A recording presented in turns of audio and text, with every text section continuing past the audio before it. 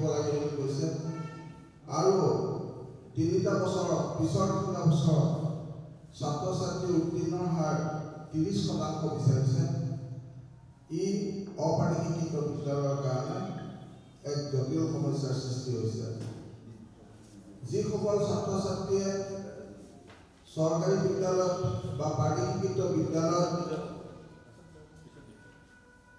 Admission পায় admission পোৱাৰ পিছত যিসকলে এই চৰকাৰী বিদ্যালয়ৰ বাছনি পৰীক্ষাত ফেইল কৰি ক'তো এডমিশ্যন নাপায় সেইসকল ছাত্ৰ ছাত্ৰী অপাঠ্যক্ৰমিক বিদ্যালয়লৈ আহে আৰু অতি পিছপৰা দুখীয়া ঘৰৰ ছাত্ৰ ছাত্ৰীসকল বা পৰ্যায়ৰ স্কুলবিলাকত কম্পিউটাৰ শিক্ষকজন থকাটো বাধ্যতামূলক আৰু ভকেশ্যনেল টিচাৰসমূহ আমাৰ বিভিন্ন ধৰণৰ ভকেশ্যনেল পোষ্ট দি পেলাই হেল্থ কেয়াৰে হওক এগ্ৰিকালচাৰে হওক এনেধৰণৰ ভকেশ্যনেল পোষ্ট কিছুমান শিক্ষা কিছুমান আমাৰ ছেকেণ্ডেৰী স্কুলত দিছে কিন্তু ভকেশ্যনেলৰ নামত যিসমূহ শিক্ষক তাত নিয়োগ কৰিছে সেইসমূহ থাৰ্ড পাৰ্টিৰ জৰিয়তে দিছে থাৰ্ড পাৰ্টিৰ জৰিয়তে দিয়া এই ভকেশ্যনেলৰ শিক্ষকজনে বা কম্পিউটাৰ শিক্ষকজনে কেইদিনমানৰ কাৰণে ছমাহৰ কাৰণে তেওঁলোকে তাত পাঠদান কৰে কিবা কাৰণত থাৰ্ড পাৰ্টিৰ লগত যদি মটৰ অমিল হৈছে তৎক্ষণাৎ সম্পূৰ্ণ প্ৰস্তুতি হৈ উঠিছে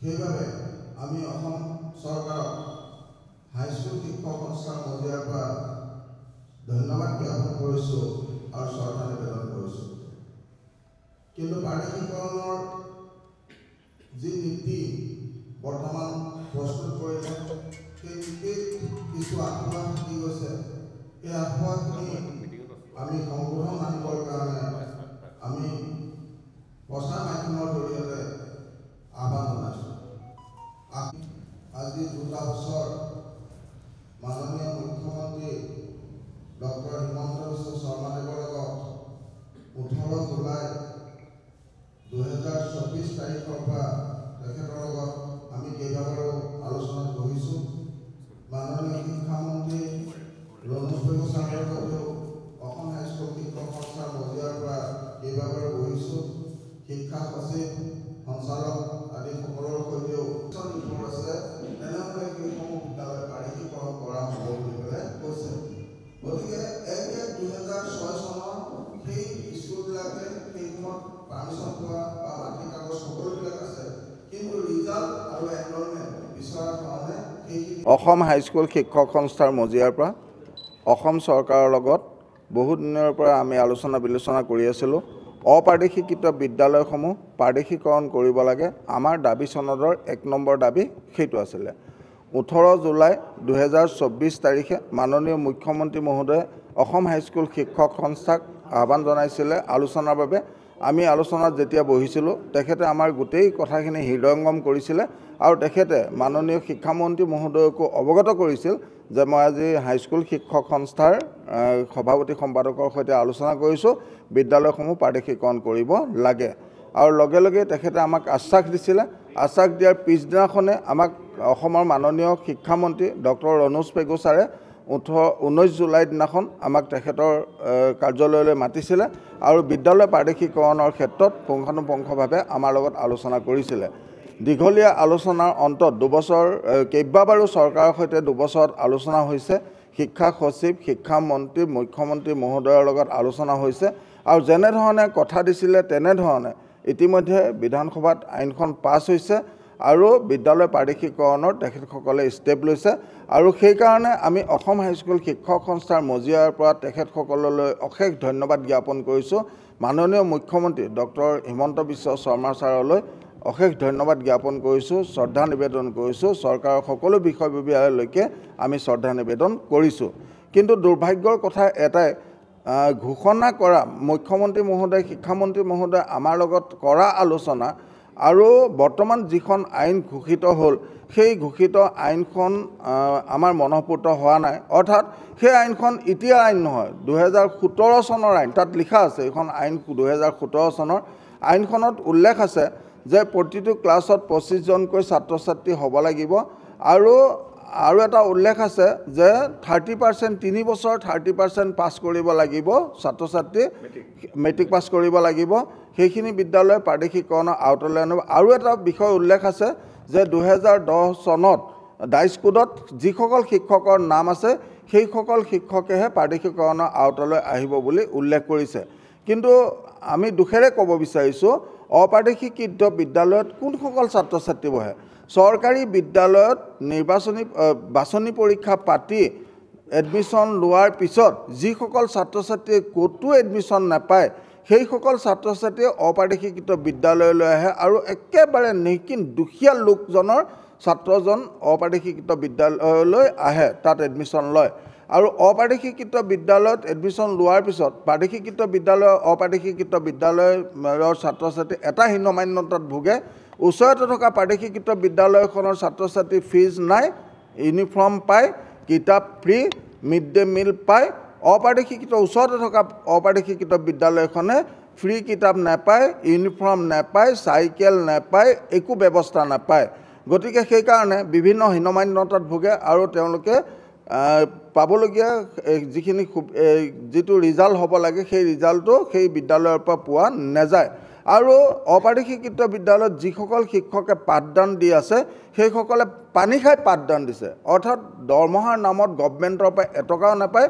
ঘৰত যদি দুবেলা দুমুঠি ক'ৰবাত ভাত খাই পাইছে নাপাইছে নাজানো, তেওঁলোকে পানী খাই সেই ছাত্ৰ ছাত্ৰীসকলক পাঠদান দিছে। আৰু তথাপিও আজিৰ তাৰিখত আমি অসম হাইস্কুল শিক্ষক সংস্থাৰ মজিয়াৰ পৰা ক'ব বিচাৰিছোঁ, অসম চৰকাৰলৈ আহ্বান জনাইছোঁ যে অপ্ৰাদেশিকৃত বিদ্যালয়ত আজিৰ তাৰিখত যিসমূহ বিদ্যালয় 1/1/2006 চনৰ আগত স্থাপিত হ'ল সেইসমূহ বিদ্যালয় প্ৰাদেশিকৰণ কৰিব লাগে। তাত কোনো ৰিজাল্টৰ কথা আনিব নালাগে আৰু তাত কোনো ষ্টুডেণ্ট এনৰলমেণ্টৰ কথা আনিব নালাগে। আমি ক'ব বিচাৰিছোঁ যে বিদ্যালয়খন প্ৰাদেশিকৰণ হোৱাৰ পিছত যদি প্ৰায় 2 বছৰলৈ সেই বিদ্যালয়খনত এনৰলমেণ্ট কম থাকে বা তাত যদি ৰিজাল্ট 30%ৰ তলত থাকে সেই স্কুলখন নিয়াৰেষ্ট কোনোবা স্কুলৰ লগত লগ কৰি দিয়ক বা সেই স্কুলখন ডিপ্ৰভিঞ্চিয়েলাইজ কৰাৰ ব্যৱস্থা কৰক। এইটো আমি হাইস্কুল শিক্ষক সংস্থাৰ মজিয়াৰ পৰা ক'ব বিচাৰিছোঁ। তাৰ লগতে আমাৰ অসম হাইস্কুল শিক্ষক সংস্থাৰ আৰু কিছুমান দাবী দুবা আছিলে। বিদ্যালয়সমূহত এতিয়াও বিদ্যালয় প্ৰধান 30% বিদ্যালয় প্ৰধান নাই। গতিকে সেইসমূহৰ দায়িত্ব বিদ্যালয় পৰিদৰ্শক মহোদয়ক দিয়া আছে। এজন বিদ্যালয়ৰ পৰিদৰ্শক, মই শোণিতপুৰৰে কথা ক'ব বিচাৰোঁ, শোণিতপুৰৰ বিদ্যালয় পৰিদৰ্শকজন হয়তো আজি সোধক আপোনালোকে 22খন স্কুলৰ হেডমাষ্টাৰ বা প্ৰিন্সিপাল হৈ আছে, তেখেতে বিদ্যালয় পৰিদৰ্শন কৰিব নে হেডমাষ্টাৰ প্ৰিন্সিপালৰ দায়িত্ব পালন কৰিব।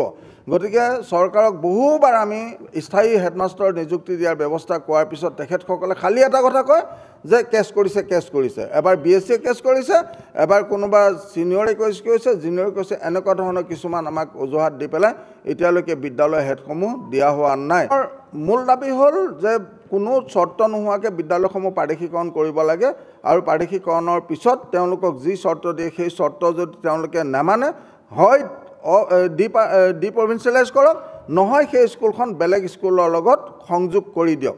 আৰু ক'ব বিচাৰিছোঁ যে তাত যিসকলক নিযুক্তি দিব টিউটৰ বা যোৱাবাৰ প্ৰাদেশিকৰণ হোৱাসকলেও টিউটৰ হিচাপে যিসকলক নিযুক্তি দিছে তেখেতসকলৰ ভৱিষ্যত নিৰাপত্তাৰ ব্যৱস্থা কৰক। তাৰনে টিউটৰ হয় তেখেতে শিক্ষক হিচাপে পৰিচয় হ'ল ৰাইজৰ মাজত, যিদিনাখন তেখেতৰ কিবা অসুখ অশান্তি বিচনাত পৰিলে ডিউটিত নগ'লে তেখেতে পইচা চইচা নাপায়, মৃত্যুৰ মুখত পৰিলে তেখেতৰ পৰিয়ালটো ভিক্ষাৰী হৈ যায়।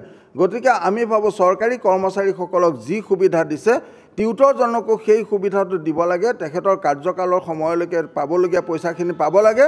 আৰু মুখ্যমন্ত্ৰী আৰোগ্য যোজনাৰ ব্যৱস্থা চৰকাৰী কৰ্মচাৰীসকলক যেনেধৰণে দিছে সেই টিউটৰসকলেও সেই সুবিধাটো পাব লাগে। এইখিনি মই অসম হাইস্কুল শিক্ষক সংস্থাৰ ফালৰ পৰা কি কয়। আৰু বিদ্যালয়সমূহত অতি কম সময়ৰ ভিতৰত প্ৰধান শিক্ষক নিযুক্তি দিব লাগে, বিদ্যালয় প্ৰধান নিযুক্তি দিব লাগে। আৰু আপগ্ৰেডেশ্যন কৰিছে, স্কুল আপগ্ৰেডেশ্যন কৰিছে, হায়াৰ ছেকেণ্ডেৰী কৰিছে, কিন্তু তাত এতিয়ালৈকে শিক্ষক নিযুক্তি দিয়া নাই। হাইস্কুলৰ MA পাছসকলে তাত শিক্ষক হিচাপে দায়িত্ব পালন কৰিছে, কিন্তু মই এদিন শিক্ষামন্ত্ৰী মহোদয়ক সুধিছিলোঁ, ছাৰ হয়, অৰ্থাৎ আজি হাইস্কুলৰ শিক্ষকসকলে MA পাছ কৰি পেলাই তেওঁলোকে তাত যেতিয়া দায়িত্ব পালন কৰিছে, কাইলৈ তাৰমানে নিযুক্তিৰ সময়ত সেই হাইস্কুলৰ সেই শিক্ষকজনে MA পাছ হ'লেও সেই সুবিধা নাপাবও পাৰে।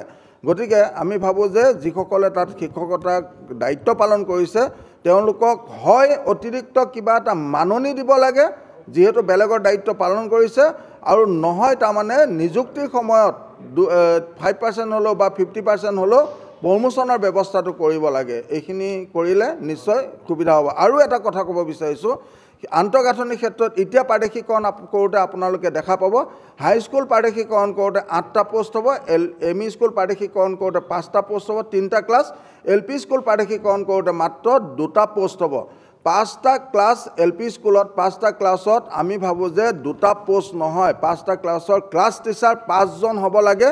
তেতিয়া প্ৰাইমাৰী লেভেলত শৈক্ষিক আন্তঃগাঁথনি যদি সুন্দৰ হয়, অৰ্থাৎ ছাত্ৰ ছাত্ৰীয়ে যুক্তাক্ষৰখিনি সুন্দৰকৈ শিকি আহিব পাৰিব, মাতৃভাষা ভালকৈ শিকি আহিব পাৰিব, তেতিয়াহে মাতৃভাষা বিদ্যালয় জীয়াই থাকিব। কিন্তু আজি সমাজত আমি মাতৃভাষা বিদ্যালয় জীয়াই কি কয় আন্তঃগাঁথনি প্ৰাইমাৰী লেভেলত ঠিক হ'ব লাগে, মাতৃভাষা বিদ্যালয় তেতিয়া জীয়াই থাকিব। কিন্তু আমি মাধ্যমিক পৰ্যায়ত বা কলেজত মাতৃভাষা বিদ্যালয় জীয়াই ৰাখিব লাগে বুলি কৈ থাকিলে নহ'ব। যেতিয়ালৈকে প্ৰাথমিক বিদ্যালয়ত আন্তঃগাঁথনি সুন্দৰ নহ'ব তেতিয়ালৈকে। কৰিলে এই বিধেয়কখনৰ 3টা ধাৰাই মই আপোনালোকৰ আগত দাঙি ধৰিব বিচাৰিছোঁ। এই 3টা ধাৰা যদি সংশোধন নকৰে, তেতিয়াহ'লে 300তকৈ বেছি স্কুল এতিয়াও প্ৰাদেশিকৰণ, হাইস্কুল প্ৰাদেশিকৰণ হ'বলৈ বাকী আছে। তাৰপৰা 50-60খন স্কুলহে প্ৰাদেশিকৰণ হ'ব, বাকী গোটেইখিনি বাদ পৰিব। প্ৰথম ধাৰাটো হৈছে 3/3/4। এই ধাৰা মতে প্ৰতিখন বিদ্যালয়ত 25জন ছাত্ৰ ছাত্ৰীৰ সংখ্যা বিচাৰিছে। কিন্তু ইতিমধ্যে আপোনালোকে গম পাইছে কি কাৰণে অপ্ৰাদেশিকৃত বিদ্যালয়সমূহৰ পৰা ছাত্ৰ ছাত্ৰীৰ সংখ্যা কমি গৈছে। আমি সুবিধাখিনি দিব নোৱাৰোঁ। সেই গতিকে আমি এটা কথাই বিচাৰিছোঁ যে এই ধাৰাটো সংশোধন কৰি বিদ্যালয়খন চলি থকা বিদ্যালয়খন যিমানেই ছাত্ৰ ছাত্ৰী নাথাকক কিয়, চলি থকা বিদ্যালয়, তাত 2টা 3টা 10টা 12টা যিয়েই সংখ্যা নাথাকক কিয়, সেই বিদ্যালয়খন প্ৰাদেশিকৰণৰ আওতালৈ আনিব লাগে। দ্বিতীয় মতে আপোনাৰ 3/4 ধাৰা মতে কি হৈছে, প্ৰতিখন বিদ্যালয়ৰ পৰা মেট্ৰিক দিয়া ছাত্ৰ ছাত্ৰী, হাইস্কুল শিক্ষান্ত দিয়া ছাত্ৰ ছাত্ৰীৰ সংখ্যা 5%টো 30% হ'ব লাগে, 30% হ'ব লাগে। কিন্তু তেনেধৰণৰ বিদ্যালয়ত যিসমূহ ছাত্ৰ ছাত্ৰীয়ে অধ্যয়ন কৰি আছে, যথেষ্ট কষ্ট কৰে ছাত্ৰ ছাত্ৰী আৰু শিক্ষক শিক্ষয়িত্ৰীসকলে, কিন্তু সেই ধাৰা মতে হয়তো 30% হোৱা নাই। আৰু ইমান বছৰ শিক্ষকতা কৰাৰ পিছত 30% যেতিয়া নহয়, সেই বিদ্যালয়খন প্ৰাদেশিকৰণৰ আওতালৈ নাহে। সেই গতিকে মই এই পইণ্টটো সংশোধন অনুৰোধ কৰিব বিচাৰিছোঁ যে 30% নহ'লেও যি পাৰ্চেণ্টেজে নাথাকক কিয়, 5% যি নাথাকে কিয়, সেই বিদ্যালয়খন প্ৰাদেশিকৰণৰ আওতালৈ আনিব লাগে। প্ৰাদেশিকৰণ হোৱাৰ পিছত যি লগাই চৰকাৰে লগাওক, মানি নল'লে প্ৰাদেশিকৰণৰ কেঞ্চেল কৰি দিয়ক। তৃতীয় ধাৰা মতে 31/12/2010 চনৰ আগতে বিদ্যালয়খনত যোগদান কৰিব লাগিব, যিটো 13 চনতো আছিলে, 17 চনতো আছে। 17 চনৰ 1খনৰ মতে 21 চনত প্ৰাদেশিকৰণ হৈছে, আৰু এইবাৰ যিখন বিধেয়ক আছে সেইটোতো একে কথাই আছে।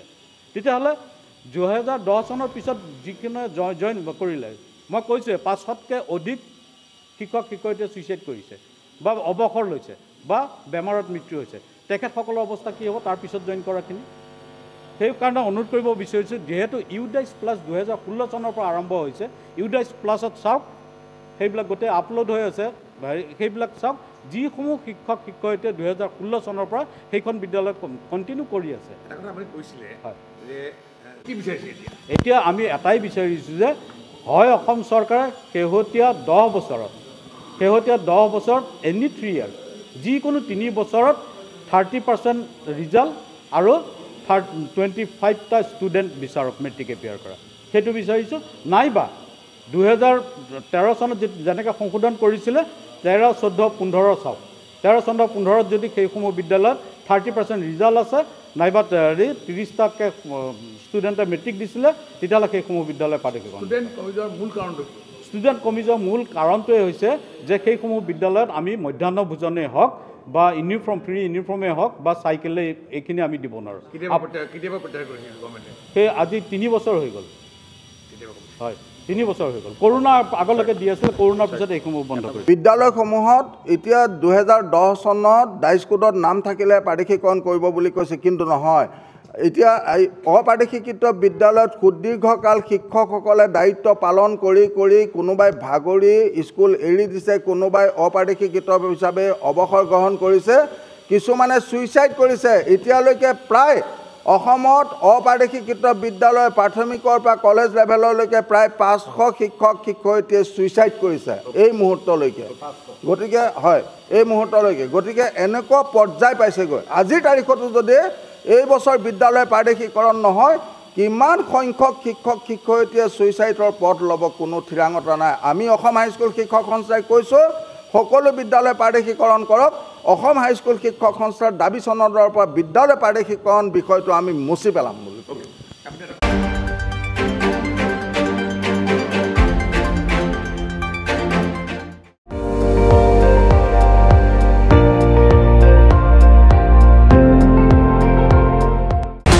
আপুনি চাই আছে ND24 সৰ্বশ্ৰেষ্ঠ নহয় সৰ্বোত্তমৰ দৌৰ